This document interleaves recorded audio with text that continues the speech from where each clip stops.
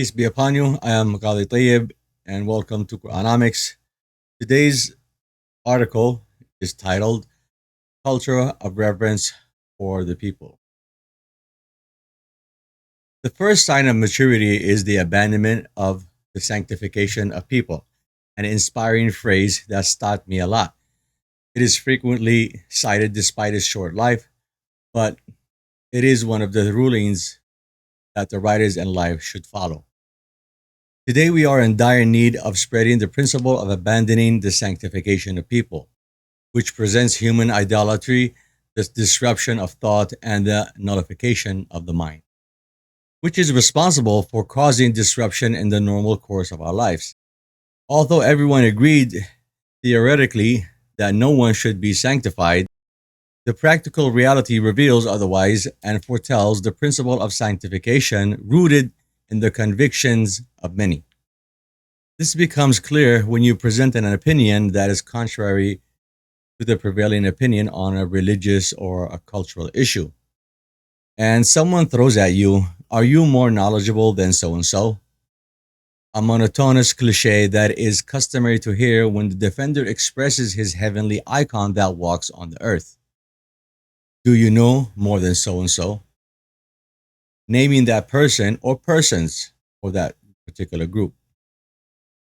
Obliteration, obliteration of the identity of the mind and a setback in the concept of science itself by making it confined to so and so. And you only have to surrender your mind and submit to the first as the first, the metaphor, the first left nothing for the last, according to the wisdom of the pilgrims and what the ancients praised. Who they see the inadmissibility of aforementioned sacred and the necessity of submitting his words and his opinions are always in the contemporary. That means no one comes first before them. But someone said it best. Say to the ones who sees nothing of the contemporary, he sees the ancients as first submissions. That old was new, and this talk will be old. The poet Al-Jahil said, "If you hear a man saying the first left nothing for the last, then know that he does not want to succeed." But every era has its rights to creativity and innovation, and the current era is repleted with evidence of the explosion of knowledge that confirms the merit of the successors and their ability to achieve the achievements that previous generations considered impossible. And any revering nation of persons looking forward to seeing a present symbol living in its midst, finding it in a model for the holy dead, representing the holy dead. Therefore, it finds when a new star appears in its orbit, it accelerates the process of spiritual soaring around it and imparting an aura of new sanctity to his person, making him holy. So that whoever criticizes him is considered a critic of God and heaven, which calls for war, a holy war for victory for this new renowned envoy of God. The strange irony here is that the new character may end its sanctity in one moment, and that is when he comes with an opinion that is contrary to what the sanctified adults agree, whether they are living or dead, and this is the relentless motive to attack and to confront his thought and search again for others after he was their shining star. Our real crisis is the issue of not differentiating between the persons and his opinion, between the individual and his action. A person, whoever he is, has his right to be respected and appreciated, but his actions ranges between right and wrong on the principle of every son of Adam is wrong, and therefore he is subject to criticism and evaluation, whoever he is, except for the prophets and messengers of God.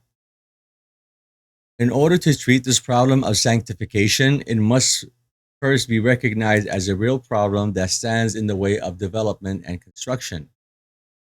Because time flows through us like a river for different eras, and new concepts must be developed for the correct texts that are, in principle, keeping pace with every time and place, but with the renowned, with the renewed flowing river, the mind, and not the frozen ocean mind. And I like this and I like to repeat it because time flows through us like a river for different eras, and new concepts must be developed for the correct texts that are, in principle, keeping pace with every time and place, but with the renewed flowing river mind and not the frozen ocean mind.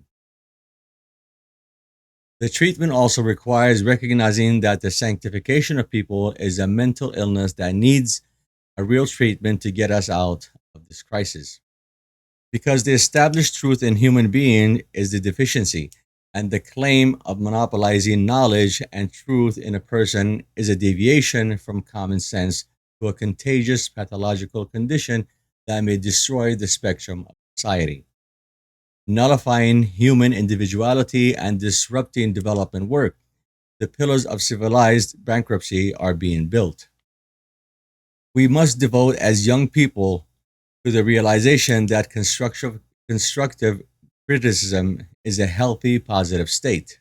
It is to highlight the positives and praise them, and to show the negatives and treat them away from defamation.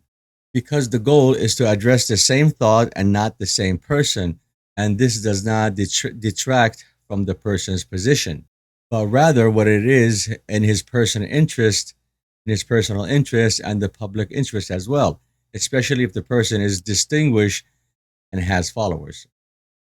But what calls for contemplation is a strange paradox in the case of our distinguished, for they are between dwarfing and glorification, between omission and reverence, freezing and glorification.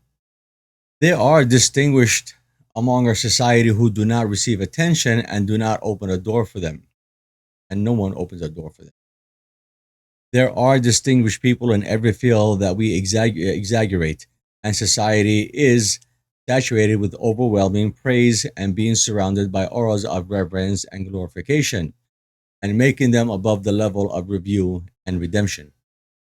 Time has come, especially the fanatics of the sanctified people, to seriously affirm that all of our contemporaries and ancestors are under the umbrella of criticism, which is a corrective balance through which opinion and thought can be evaluated, because every human being is subject to the inherent shortcomings of all human beings. Making mistakes, living and learning. That's what we call it. That's how life is. And we end this article. And I am Qadi Tayyib from Quranomics. We thank you for following. We'll see you again with another article.